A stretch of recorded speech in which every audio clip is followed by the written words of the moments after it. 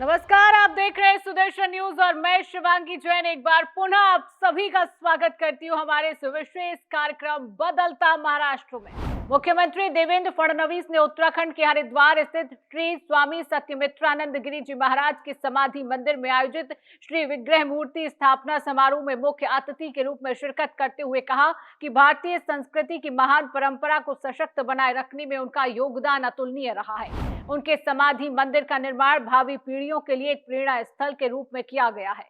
मुख्यमंत्री फडणवीस ने कहा कि भारतीय संस्कृति की संत परंपरा समाज को जोड़ने और एकात्म बनाए रखने का कार्य करती रही है। यही कार्य स्वामी सत्यमित्रानंद गिरी जी ने भारत माता मंदिर की स्थापना के माध्यम से प्रारंभ किया। इसके अतिरिक्त उन्होंने विश्व भर में फैले भारतीय सनातन संस्कृति के विविध प्रवाहों को एक सूत्र में पिरोने का भी महत्वपूर्ण कार्य किया है। उन्होंने अपना संपूर्ण जीवन मानवता की सेवा को समर्पित किया। जहां कहीं भी आपदा या संकट की स्थिति उत्पन्न हुई, स्वामी जी बिना किसी भेदभाव के सहायता के लिए तत्पर रहे। उनके कार्यों के माध्यम से सनातन संस्कृति की करुणा, सेवा और वैश्विक दृष्टि का परिचय विश्व को मिला। हमारे आदरणीय प्रधानमंत्री श्री नरेंद्र मोदी जी के नेतृत्व में एक ऐसा सांस्कृतिक पुनरुत्थान हम लोग देख रहे हैं कि जिस पुनरुत्थान में हमारी युवा पीढ़ी भी बहुत अच्छे तरीके से सनातन विचारों के साथ जुड़ती हुई दिख रही है। अपने संस्कृति का अभिमान अब हमारी नई पीढ़ी में भी दिखाई पड़ता है। त्र्यंबकेश्वर में कुंभ मेला प्राधिकरण द्वारा अखाड़ों में शुरू किए जाने वाले विकास कार्यों के भूमि पूजन के अवसर पर कुंभ मेले के प्रभारी मंत्री गिरीश महाजन ने कहा कि त्र्यंबकेश्वर महाकुंभ को अंतर्राष्ट्रीय स्तर पर प्रतिष्ठित बनाने में सभी का योगदान अहम है। मुख्य समारोह पंचदश नाम जूना अखाड़ा पिपलद में आयोजित हुआ, जिसके बाद मंत्री गिरीश महाजन ने सभी 10 शैव पंथों के अखाड़ों का दौरा कर कार्यों का शुभारंभ किया। मंत्री महाजन ने कहा कि महाकुंभ महंतों, साधुओं और संतों का पर्व है और उनके सहयोग के बिना इसका आयोजन असंभव है। उन्होंने सभी शासकीय विभागों को एक्शन मोड में काम करने और गुणवत्ता में कोई समझौता न करने के निर्देश दिए।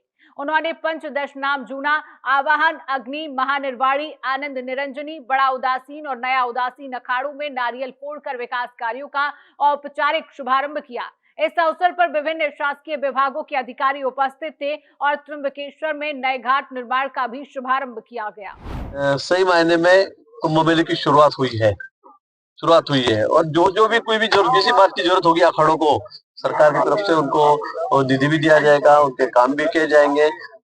करीब 30,000 करोड़ रुपए खर्चा करके नासिक त्र्यंबकेश्वर का कुंभ इसकी शुरुआत हमने की है। सब तरफ के रास्ते हैं, ड्रेनेज की व्यवस्था है, नदी की व्यवस्था है, सभी व्यवस्था जो कुंड है उनको हमने बढ़ाया है। मुझे लगता है कि सभी व्यवस्था करने का प्रयास हमने यहाँ पर किया है।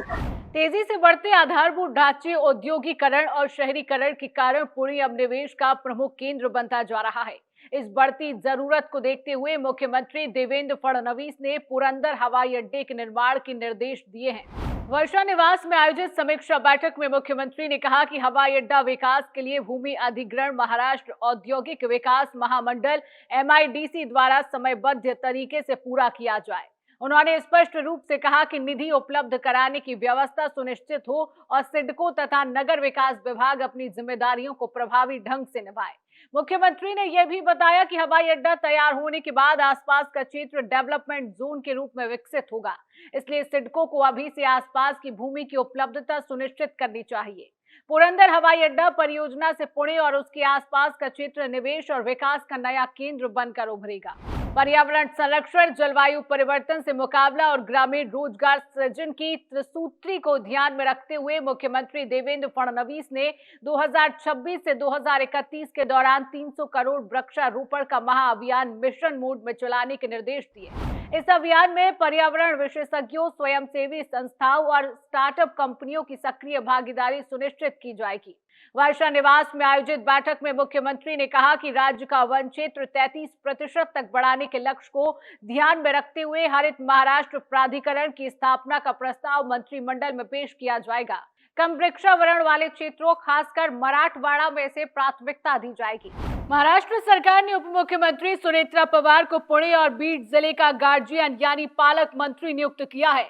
इससे पूर्व यह जिम्मेदारी अजीत पवार संभाल रहे थे, पर उनके आपातकालीन निधन के बाद अब उनकी धर्मपत्नी सुनेत्रा पवार को यह जिम्मेदारी सौंपी गई है। उप मुख्यमंत्री सुनेत्रा पवार की पालक मंत्री के पद पर नियुक्ति का सरकारी आदेश भी जारी कर दिया गया है। इससे पूर्व उन्हें excise, sports, and youth welfare, अल्पसंख्यक विभाग और वक्फ बोर्ड की जिम्मेदारी दी गई थी। और इसी के साथ हमारे आज के बदलते महाराष्ट्र के इस अंक में केवल इतना ही। नवीन जानकारियों के साथ एक बार पुनः आपसे भेंट होगी। तब तक के लिए शिवांगी जैन को दीजिए अनुमति। जय महाराष्ट्र, जय हिंद।